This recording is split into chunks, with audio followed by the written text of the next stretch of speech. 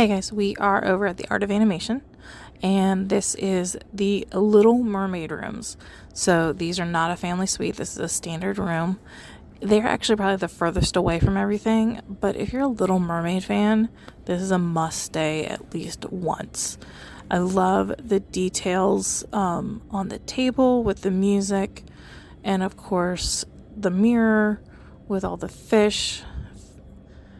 Very much felt like it was under the sea. The floor, you can't really tell, but it does actually look like the ocean floor, which is really nice. They do have the raised beds, so you can put your luggage underneath. I love the clamshell headrest.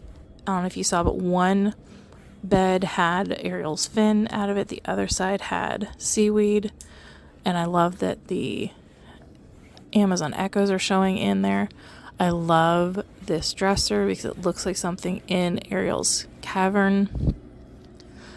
The curtain was really cute. It was definitely an under the sea vibe. And of course the coral. It was just really, really cute. Now the shower, I can't get over the shower. The picture with the tiling definitely felt like you were under the sea with Ariel.